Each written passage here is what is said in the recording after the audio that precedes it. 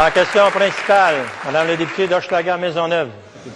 Monsieur le Président, la Commission des droits de la personne et des droits de la jeunesse a donné raison aux Juifs hassidiques qui refusaient d'être servis par une femme, ainsi qu'aux femmes musulmanes d'être servies par un homme lors de leur évaluation de conduite à la Société d'assurance automobile du Québec. Dois-je rappeler que la Charte québécoise des droits et libertés a été modifiée en juin 2008 afin d'affirmer haut et fort que l'égalité entre les hommes et les femmes avait la priorité sur les autres droits.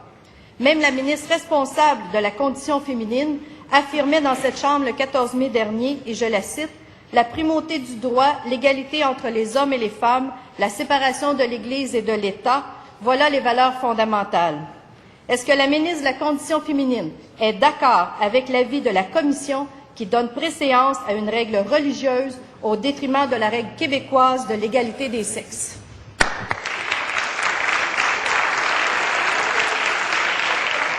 Madame la ministre de la Justice. Alors, Monsieur le Président, le concept d'accommodement raisonnable est un principe qui est bien reconnu par la jurisprudence.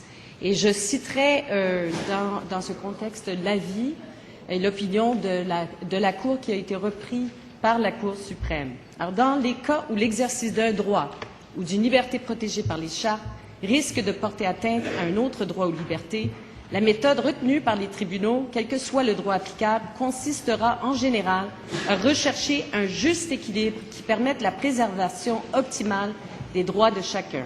La Cour suprême a rappelé à plusieurs reprises la pertinence d'adopter cette méthode d'équilibrage a posteriori afin de privilégier la solution qui permette, en fonction des faits propres à chaque affaire, de respecter pleinement les deux catégories de droits en conflit. Dans le cas qui nous préoccupe pas, mais qui nous occupe actuellement, il s'agissait de voir si, dans le cas où une femme irait pour passer son test de conduite, elle pourrait demander à ce que l'examinateur soit une femme et non un homme. Il y avait donc la question de l'égalité homme-femme par rapport au couple.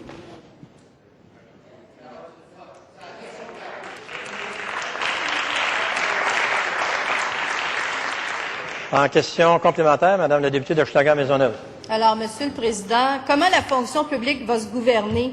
Quelle norme va être en vigueur ici au Québec? Celle qu'on a adoptée ici à l'Assemblée nationale et qui a fait de l'égalité des hommes et des femmes une primauté, ou celle des règles religieuses?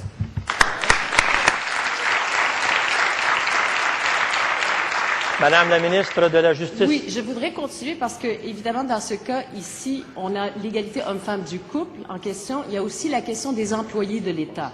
Dans ce cas particulier, on a demandé à ce qu'une femme qui fasse l'examen accompagne la femme qui devait subir l'examen.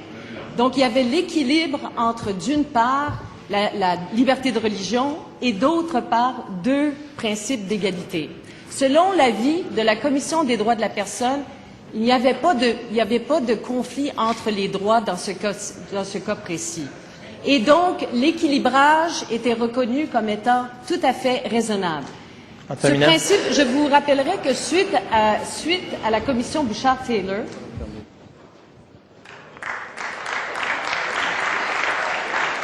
Question complémentaire.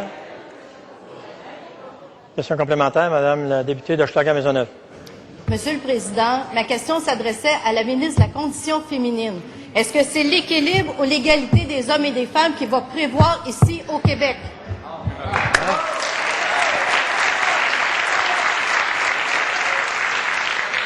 Madame la ministre de la Justice. Évidemment, l'égalité homme-femme est une égalité un principe, un droit fondamental et d'ailleurs un article d'interprétation dans la Charte des droits et libertés du Québec. Mais l'exercice de trouver l'équilibre entre tous les droits de la Charte des droits et libertés, évidemment pour les tribunaux, pour les commissions de droits de la personne et pour l'employeur en question qui est sollicité pour porter un jugement, c'est toujours un équilibre entre les droits des chartes, les uns et les autres. Dans ce cas précis, la Commission était d'avis, et d'ailleurs la SAQ a pu donner satisfaction à toutes les parties. Donc, le service fourni par la Commission des droits de la personne a conclu que la décision de la SAQ était